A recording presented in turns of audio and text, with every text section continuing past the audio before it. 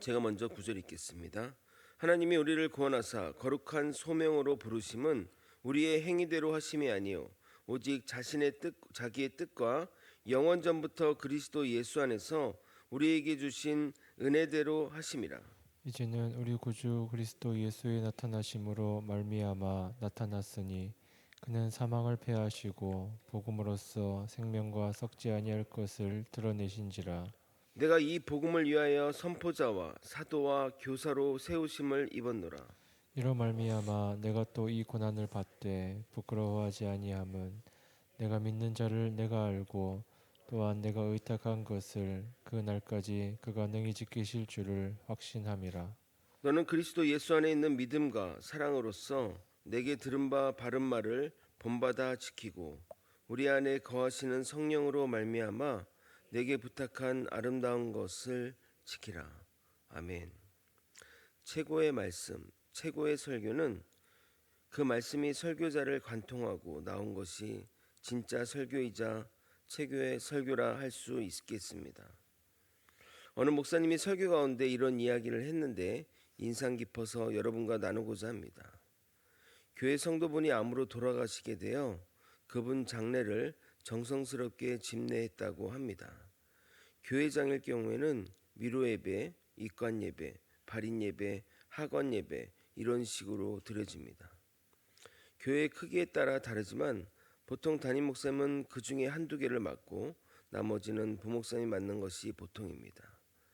그런데 이번에는 담임 목사님이 위로 예배, 입관 예배, 발인 예배까지 집례하고 마지막 하관 예배만 담당 부목사님이 맡아 편으로 보냈던 것입니다. 하관 예배는 야외 장지에서 하다 보니 길게 하기는 힘듭니다. 그런데 장례를 마치고 들려오는 후문은 자신이 3번 집례한 장례 예배는 감사했고 마지막 부목사님이 드린 학원 예배는 은혜가 넘쳤다고, 그래서 같이 간 사람들이 다 울었다고 합니다. 평소 같았으면 서운했을 수도 있지만 같이 간 부목사님이 작년에 암으로 사모를 보냈기에 이해가 되었다고 합니다. 저도 어머니를 보낸 후 3개월이 지난 시점에 어느 성도님 어머니를 보낸 장례식 하관 예배를 집례했는데 아마 10분도 안 되는 그 예배 시간이 정말 은혜가 되었던 기억이 있습니다. 말씀이 삶을 관통하는 것, 즉 성육실한 말씀이 될 때 최고의 말씀이 되는 것처럼 사도 바울의 전 사역의 과정을 거쳐서 나온 이 문구가 우리에게 감동을 주는 겁니다. 다시 한번 8절 후반부를 읽고 오늘의 본문으로 나아가도록 하겠습니다. 8절 후반절입니다. 오직 하나님의 능력을 따라 복음과 함께 고난을 받으라. 오늘도 주시는 말씀 가운데 은혜가 있기를 예수님의 이름으로 소망합니다. 먼저 구절을 읽고 설명드리겠습니다. 하나님이 우리를 구원하사 거룩한 소명으로 부르심은 우리의 행위대로 하심이 아니요 오직 자기의 뜻과 영원 전부터 그리스도 예수 안에서 우리에게 주신 은혜대로 하심이라.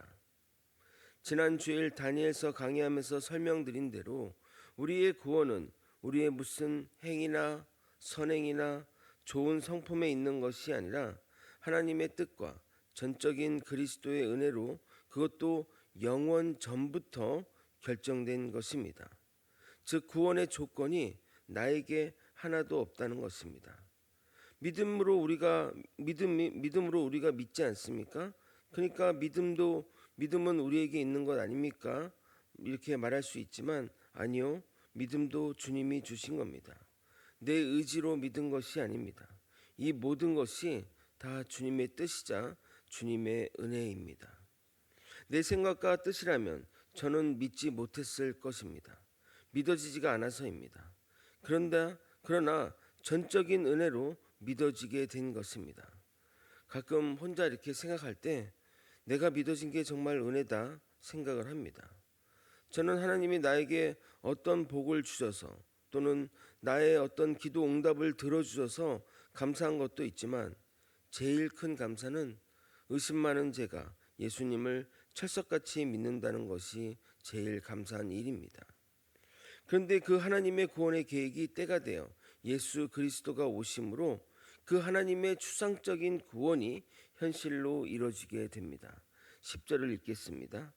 이제는 우리 구주 그리스도 예수의 나타나심으로 말미암아 나타났으니 그는 사망을 패하시고 복음으로써 생명과 썩지 아니할 것을 드러내신지라.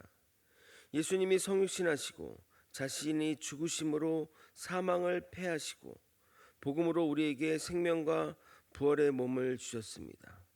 이 놀라운 축복이 우리의 공로가 아닌 전적인 하나님의 은혜로 주어진 것입니다. 우리가 예수님 이후로 태어난 것은 참 축복입니다. 과거 예수님 없이 믿어야 하는 이들보다 우리는 더 쉽게 믿을 수 있으니까요. 그런데 우리가 과거보다 더 믿음이 좋아졌습니까? 종교개혁 전에는 성경이 일부 목회자에게만 주어졌습니다. 그리고 있어도 라틴어로 돼 있어서 보통 사람들은 읽을 수가 없습니다. 그런데 우리는 이렇게 친절하게 한글로 번역되어 언제나 읽을 수도 있고 앱으로도 대신 읽어주기도 하고 너무나도 접근하기 좋은데 과거보다 성경을 덜 읽는 이 놀라운 사실을 또 어떻게 설명할 수 있겠습니까? 제가 항상 말하지만 믿기 좋은 환경이 오히려 믿음의 독이 될 수도 있습니다.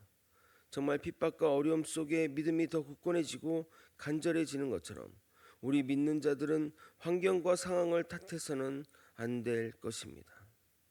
이어서 사도 바울은 디모데에게 자신의 사명을 이야기하며 사명에 따른 고난도 감수해 왔다고 고백하고 있습니다. 11절 12절을 여러분이 한번 읽어보도록 하겠습니다.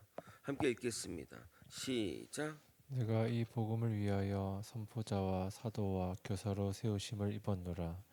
이로 말미암아 내가 또 이 고난을 받되 부끄러워하지 아니함은 내가 믿는 자를 내가 알고 또한 내가 의탁한 것을 그날까지 그가 능히 지키실 줄을 확신함이라. 여러분도 잘 알다시피 사도 바울은 사명을 받자마자 고난이 닥쳤습니다. 그의 사역 가운데 고난은 친구처럼 따라다녔습니다. 보통 그렇게 되면 이 일을 하지 말라는 것인가 생각하기 마련입니다. 예수님이 맡기신 이 일을 직접 이 대단한 일을 감당하는데 모든 것이 합력하여 선을 이루어야 하는 것 아니겠습니까? 그런데 시작부터 고난과 핍박이 몰려오고 하는 일 가운데 계속 고난이 따라오면 누가 이 일을 기쁘게 감당할 수 있겠냐 이 말입니다. 그러나 사도 바울은 예수님을 잘 알고 자신의 사명이 다하는 그날까지 주님이 지켜줄 것을 믿었기에 고난에도 굴하지 않고 나아갈 수 있었던 겁니다. 그런데 실제로 고난과 비례해 사도 바울의 사역은 더욱 흥왕했다는 것입니다. 고난에 따라 사역이 점점 축소되어야 하는데 고난과 별도로 사도 바울의 사역은 점점 지경이 넓어졌습니다. 그러니까 우리가 하는 일이 하나님이 맡기신 일이 맞다면 고난과 어려움은 결코 문제가 되지 않는다는 겁니다. 내가 그것에 좌절하지 않는다면 말입니다. 그러므로 고난 오는 것을 당연히 여기고 고난으로 인해 힘든 상황에 빠지는 것을 부끄러워해서는 안 됩니다. 당연한 것이기 때문입니다. 우리 교회 새로 오신 집사님이 대화 중에 아주 좋은 예를 들어주어서 제가 사용해도 되냐고 묻고 그래서 허락받고 쓰고자 합니다. 정말 찰떡 같은 예화입니다. 요즘 아시안컵 축구가 인기가 좋지 않습니까? 여기는 어제 요르단을 이긴 것을 가정하고 썼는데 요르단한테 졌잖아요. 그래서 이제 더 이상 아시안컵은 보지 않아도 되지만 그 축구 장면을 한번 상상해 보십시오. 선수가 공을 몰고 나아가면 공을 뺏으려고 상대방이 달려들고 옷을 잡고 태클도 들어오고 심하면 아주 위험하게 부딪힙니다. 특히 공을 차서 골대에 넣으려고 하면 모든 사람이 달려들고 죽일 듯이 앞을 막아서고 합니다. 그러나 뒤에서 공과 상관없이 수비하는 이들은 그냥 그들을 구경만 합니다. 아주 무사태평합니다. 마찬가지입니다. 우리가 복음의 일을 하면 할수록 그리고 또 내가 에이스면 에이스일수록 반대가 있고 막아서는 자가 있으며 옷을 당기고 태클이 들어오는 것은 당연한 겁니다. 아무 일도 하지 않으면 아무 방해도 없습니다. 그러므로 여러분이 진짜 복음의 일을 한다면 여러분이 정말 복음의 일들을 감당한다면 고난과 핍박은 당연한 것입니다. 자신의 사명을 전달한 사도 바울은 이제 디모데에게 어떻게 해야 할지 사명을 전달하고 있습니다. 13절, 14절을 여러분이 한 번 더 읽어보도록 하겠습니다. 함께 읽겠습니다. 시작. 너는 그리스도 예수 안에 있는 믿음과 사랑으로서 내게 들은 바 바른 말을 본받아 지키고 우리 안에 거하시는 성령으로 말미암아 내게 부탁한 아름다운 것을 지키라. 사도 바울은 디모데의 스승으로서 복음뿐만 아니라 복음에 기초한 삶의 윤리를 가르쳤습니다. 그래서 사도 바울은 먼저 그 가르침대로 살라고 말하고 있는 것입니다. 가르치는 자가 그 가르침대로 사는 것은 당연합니다. 자신이 가르침대로 살지 못하면서 그렇게 그렇게 살라고 말하는 것은 그 가르침은 힘을 잃을 수밖에 없습니다. 그러나 우리가 명심해야 할 것은 인간의 죄성은 하나님의 말씀대로 살지 못하게 우리를 막아섭니다.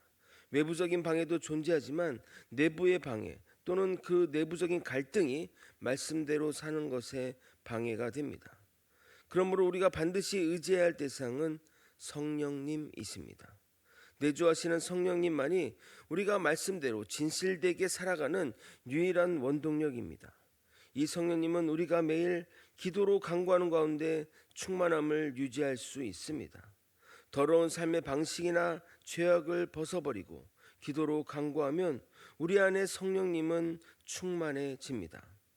14절에 말하는 아름다운 것은 문맥상 10절에 생명과 썩지 아니할 것을 말하는 것입니다.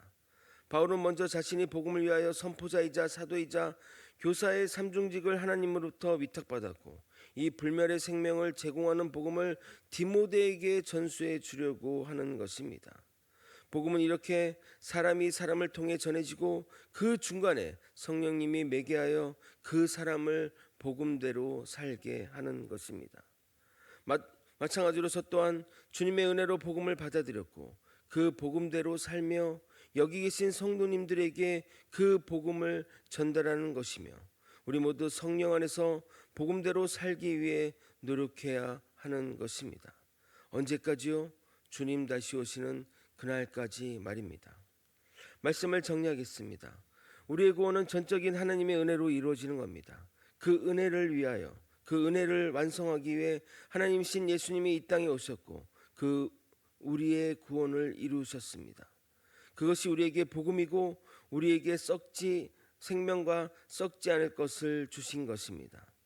먼저 사도 바울이 이 일을 위해 선포자로 사도로 교사로 부름받았고 그로 인해 고난이 왔지만 부끄러워하지 않고 그는 자신의 사명을 끝까지 완수하였던 것입니다. 그리고 이어서 이제 바울이 자신의 사명을 디모데에게 전수합니다. 디모데는 스승의 가르침을 배워서 그 가르침대로 살며 성령님 의지하여 아름다운 것을 지키며 살아가면 됩니다. 이렇게 복음은 사람을 통해 전수가 되는 것이고 그것을 서로 잘 지키기 위해 교회 공동체를 주신 것입니다. 우리가 주님의 가르침대로 살아가려고 노력할 때 우리의 공동체는 아름다운 공동체가 되는 것입니다. 교회 성도들이 어떻게 하면 더 잘 지킬까? 오늘 들은 생명의 말씀을 삶에서 어떻게 적용할까 고민해 간다면 정말 꿈만 같은 일이 우리 교회 안에 우리 가운데 펼쳐질 것입니다. 주님이 부탁한 아름다운 것을 지키기로 노력하는 또 지키려고 애쓰는 저와 여러분이 되시길 예수님의 이름으로 축원드립니다. 아멘. 기도하겠습니다. 하나님이 이루신 그 모든 일, 그 복음의 놀라운 이 사실을 우리는 지키고 또 배우고 또 그 말씀대로 살려고 노력해야 할 것입니다. 또 우리가 내화되었다면 그 말씀이 내재화되었다면 그 말씀대로 살면서 다른 이들에게 복음을 전파하여 예수 그리스도의 그 아름다운 것을 널리 전하며 지키며 살아갈 수 있도록 이끌어 주시고 인도하여 주시옵소서. 우리의 의지와 힘으로는 한계가 있습니다. 성령님 도우셔서 주님 오시는 그날까지 끝까지 그 아름다운 것을 지킬 수 있도록 역사하여 주시옵소서. 사랑이 많으신 예수 그리스도 이름으로 기도드리옵나이다. 아멘.